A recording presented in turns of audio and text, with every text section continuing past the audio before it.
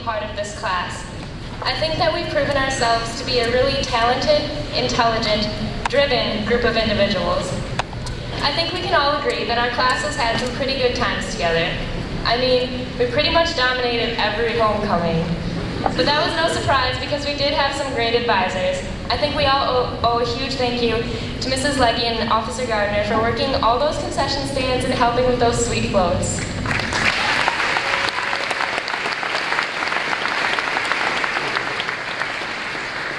But as for the skits, those are all us.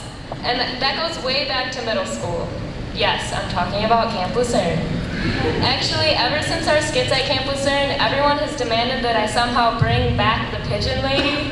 And while it was funny in 6th grade, now it's just like one of those embarrassing things that you just leave in the past and you never try to relive. Okay, we've had a lot of good skits. I remember freshman year how we were robbed of first place because they thought our skit was off topic.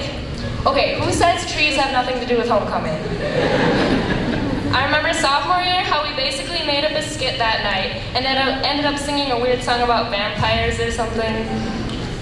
But I think the best one we had was senior year when Joe did his amazing impression of Mr. Klingbeil. I have to say, that was really good.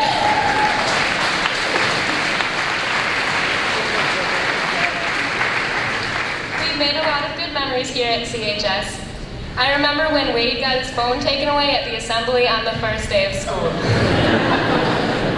On the same note, I remember when Scott decided to throw his phone out the window in class because he didn't want to have it taken away. And probably the best thing, I remember how when we were juniors, our English classes lost the privilege of having the blinds open because we couldn't resist announcing every time a car drove by. Yes, we've had a lot of laughs together, and when it comes down to it, I don't think that any of us will ever forget our years here. I personally had a lot of fun, and I'm truly thankful to have known all of you.